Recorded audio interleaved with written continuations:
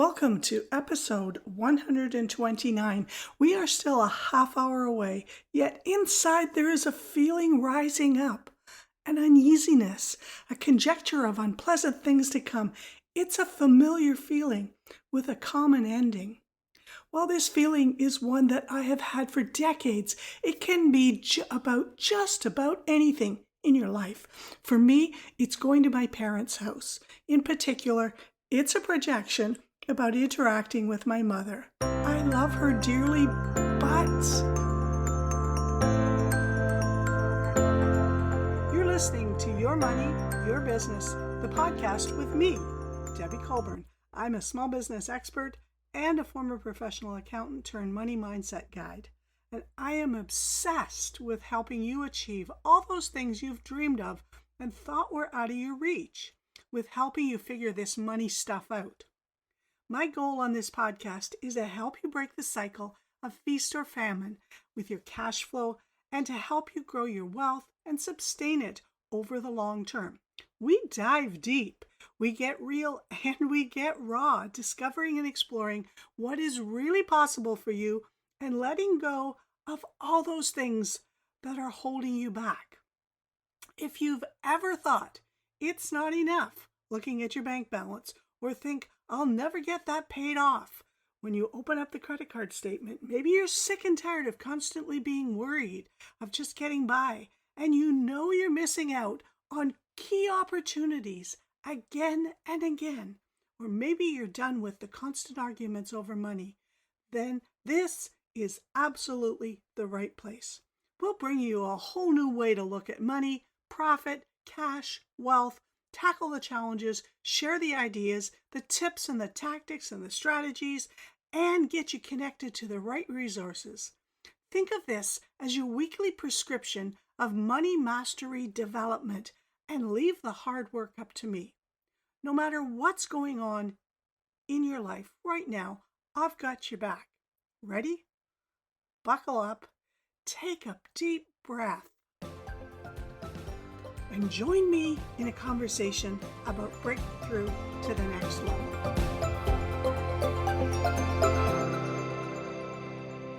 Triggers are the hidden things that turn that feeling into real life action in the exact same way that a bow and arrow work, harmless until the arrow is released. In the worlds of weight loss and money, triggers are 100% the guilty parties. An arrow can stay unreleased. A bullet can stay in a firearm for decades. A firework can lay lifeless in a garage for years. A landmine can lie dormant for centuries, all untriggered. Yet both food and money triggers, in whatever form they manifest in and simmer, simply don't have that kind of shelf life for most people. Why? Because the triggers are running on autopilot. We've all gone out and bought or eaten something and almost immediately thought, why did I do that? And most of us never go back and return the thing. And definitely not if it's food, right? We may even just eat it until it's all gone. That first thought, when you start to hear it, is the first step of self-awareness. The understanding that there was something, a thought or a feeling inside of you that you need to calm, to shut it off. Some people call that self-soothing. Comfort yourself, and the easiest way is normally your go-to primary form of self-sabotage. Mine is food. You've heard that all before. Internal conflict, boredom, create a win, finish a to-do or a tough task, looking at my bank balance, feeling trapped in my life. All of these have been triggers that have been identified and in most cases, not all, neutralized. And for those that are still alive, when I hear the thoughts and the feelings, they are no longer a whisper. They are a full-blown, whistle-blowing, billboard-worthy alarm. In the dog training world, a trigger is the thing that immediately precedes the thing the dog did that you are trying to change, be that good or bad thing. So the garage door starting to open might be the trigger for the dog to race to the front door and start barking. Yep, been there. Or, as so many of my clients have shared, the doorbell or the fridge door opening or picking up the leash. A trigger can be pretty obvious. Or, just like our thoughts and feelings, that feeling of unease, subtle, nuanced, almost invisible. Like Moment's barking while I'm getting his dinner ready when I turned on the water to put over his meat and veggies. Not barking because of the delicious food, triggered in anticipation of it by the sound of running water. So let's go on a little bit of an exploration of triggers. Are triggers always negative? No. They can also be positive and can be reused when you create a specific way in which to reach them and to activate them. Matthew Hussey, I know that's a really weird name for what I'm going to say next, a leading dating and relationship coach for women, calls these emotional buttons and has created for himself a list of experiences he's had, that's why they're called experiences, correlated to specific feelings that he experienced during them that he can reach for to prep himself for an upcoming interaction. It's like a walk-in closet full of emotional experiences you've had that you loved and you want to experience more of. We'll get back to those in just a bit, not because they're less important, but that in order to use them effectively, it's important that you understand what you're trying to change or prevent. So many of us have had the experience of standing with the fridge doors wide open, staring into the glaring white vastness and asking ourselves, what the heck do I even want to eat? Or do I even want to eat? And if it's not the fridge, it's a cupboard somewhere. Maybe it's 7 p.m. or 8 p.m. or 9 p.m. Maybe it's barely a half hour after you've just eaten a really great meal. Maybe it's finally quiet at home and you're able to sit and do nothing. Maybe there's a massive list of to-dos sitting next to your laptop. I've told the story before of sitting in the car at the end of the driveway for 5 minutes trying to decide if it's a Tim Hortons morning or if it's a Starbucks morning. Yet the reality of that is that even before I got to my car, something triggered me. As an entrepreneur, I spend a lot of time alone working, and I love that ability to create in space. But I realized recently that the morning coffee, tea, and bagel run was simply me reacting to an invisible feeling of aloneness. Not loneliness, aloneness. And the short impersonal engagement with a drive-through person was my solution. Now, I know that sounds ridiculous, yet I'm not the only one. Prior to the pandemic, I had made it my routine to work out of a coffee house for 2 to 3 hours in the morning, pretty much every workday morning for me, like so many others. And it was real human connection, and I've met many awesome people through that routine everywhere I travel. Yet when I moved to Calgary, to the West Coast, the nearest Tim's was literally right across the street from my condominium. I could stand in my kitchen and I could see what the line was like inside the store. And it was one of those little corner stores that had only stand-up room. It never, even when it was fully open, there was no sitting room. Everyone went there from my building. So some of us would gather in our building lobby, which was beautiful, New York, Manhattan style, high-end, and we connected. Then when I came back east to a little town, what I would call a hick town.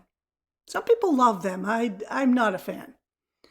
I was totally turned off Tim Hortons and of Starbucks, which literally were side by side, because it felt like I'd been sent back 20 years into a world where all people did was complain about prices and costs and lived in the, what I call, the I remember when world.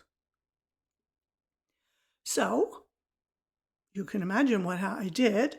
I subconsciously migrated to doing either drive-through only or mobile order. And believe me when I say, I was almost the only one ever doing mobile order. Anticipation of a future experience based on past experiences. Caveat here. I am not talking about big trauma here because that's a whole other scale of trigger. Past experiences that your subconscious is using as a predictor of future experiences. When you understand that your subconscious is like the biggest library in the universe, the library of you, and it has an incredible ability to assemble thinking based on the concept of, is it similar to, or this is like, that library uses something that's called heuristics, a series of shortcuts that your brain uses to make decisions.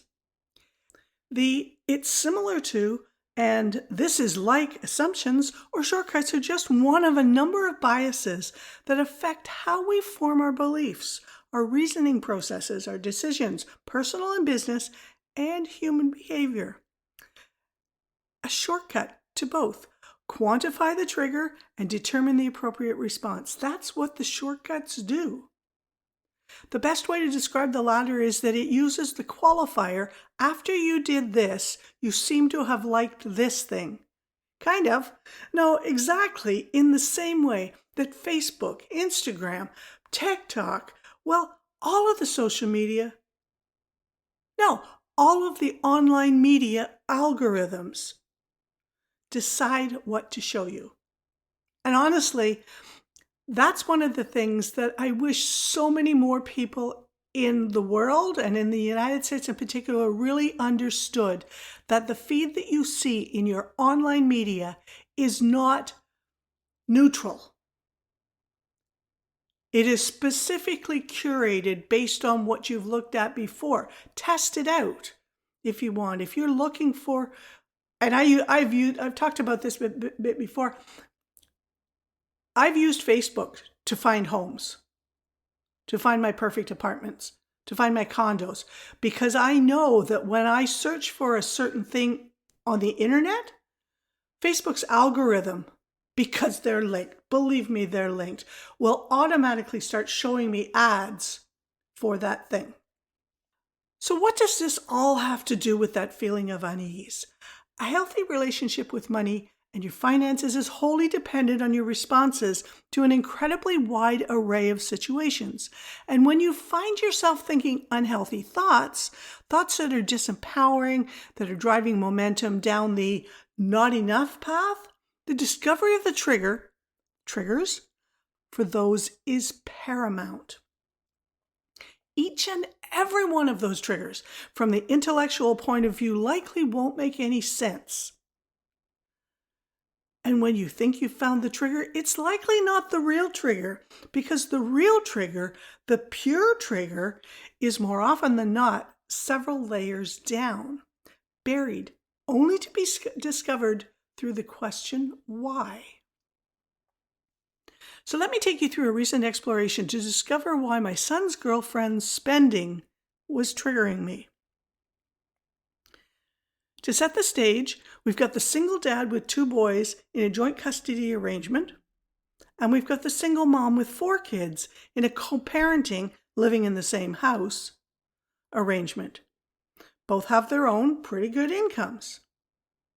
Sounds perfect, right?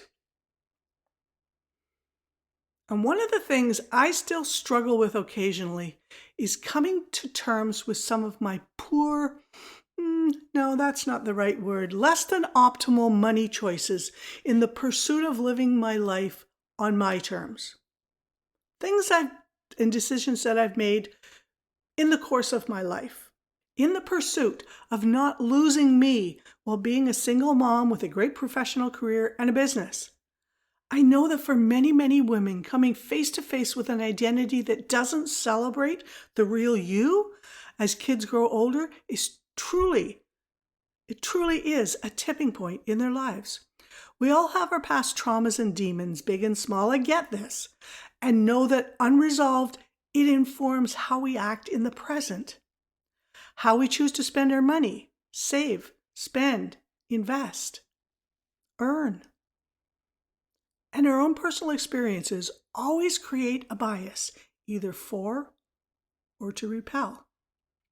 As I was exploring the dynamic, the ways that kept showing up in the house I was sharing with the boys, it created tension in me till it exploded. I couldn't contain it anymore. I can honestly say I know it was all me. My perception of me. My feelings of not having enough, of being devalued, of having wasted my money and my time. The trigger? A girlfriend who doesn't blink at spending hundreds of dollars on food that gets thrown out and on tons and tons of cheap stuff for a house that's not hers. Let's just call this nesting. And constantly buying stuff for the boys that they either don't use more than once or that Dad wouldn't ever buy. And after much excavation, it came down to two things. First, that I still had my value tied to money.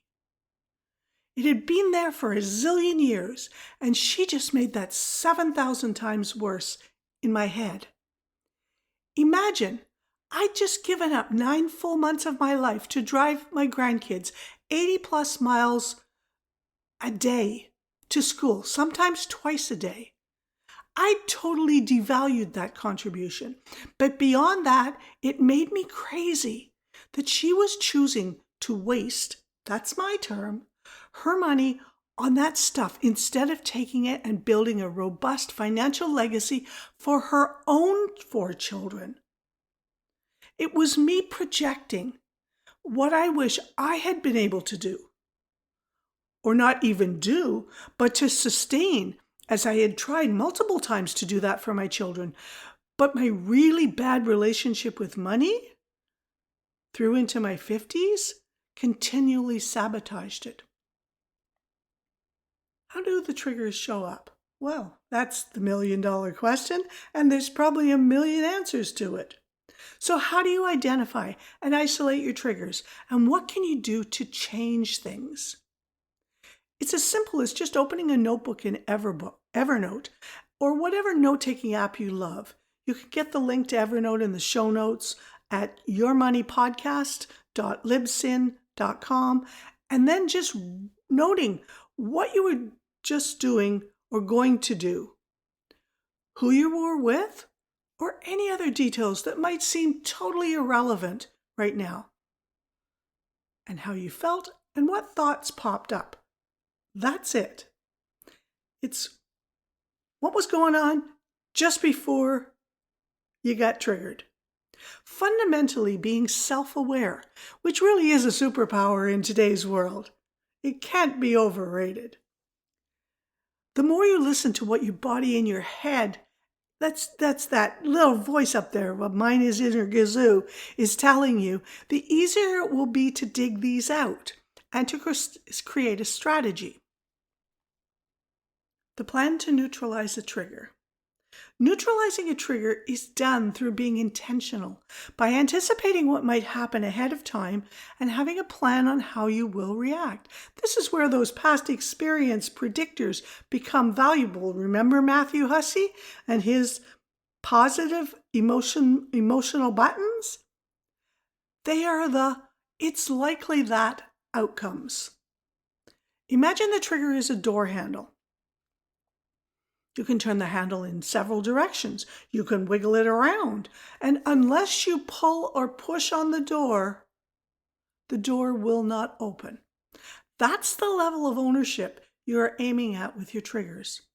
Negative ones, we want the door to stay closed, or at least until you're clear on your intentions for what will happen, what your experience will be once you open the door. If this happens, this is how I'll respond. If this happens, this is how I'll respond. If this happens, this is how I'll respond. Positive ones, we want to be very confident that when we open the door, things will go as you intentionally set out. I expect this to happen because I've had a similar experience in this type of situation. I expect this to happen because I've had a similar experience in this other type of situation. Let's slide back over to money and look at some examples, if that's okay with you. The trigger is you tap your debit or your credit card to pay for groceries. And the feeling is worry.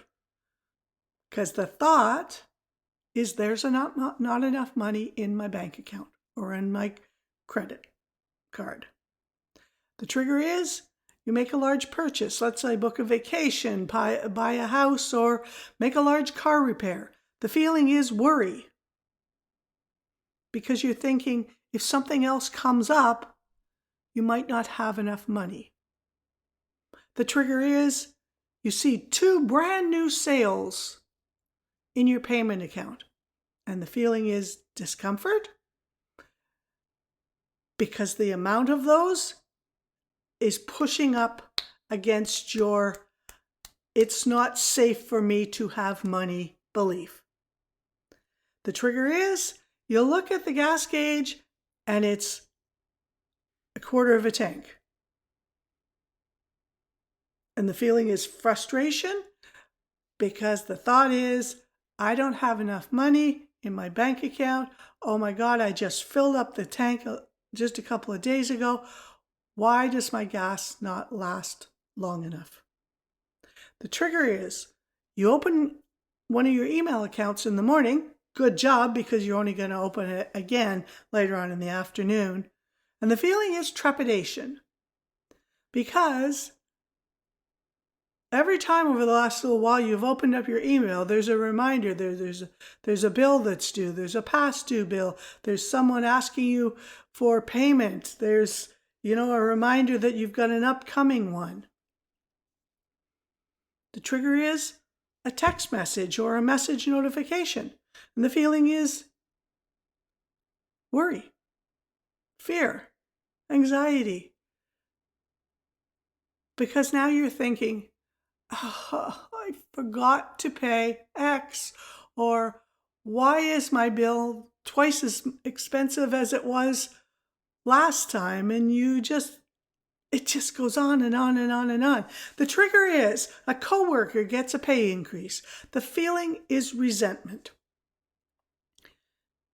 Because you're now thinking, what do I need to do to get those? Why is everybody else getting them and not me? The train is going the wrong way, right? And you're just putting more coal into the engine. And I just had to drop this next one in because it shows how wild triggers can be. This is a real one from my life. The trigger is a close relative applies for top secret clearance. The feeling is shame, fear, worry, because you're now thinking that you have something in your past experiences that you're not proud of, and they might not even know, that might show up and derail them. Which, by the way, did you know that if you ask a large group of people in the US how many of you have ever been arrested, very few hands will show up. Yet statistically, it's close to 1 in 4 people. If you pool men and women, it's 1 in 2 black men and 1 in 2.5 white men. That means that there should have been a whole heck of a lot more hands up in the air. Yet, when you ask a second question, how many of you have ever done something you could have been arrested for? Almost everyone in the audience will put their hand up. That's the trigger.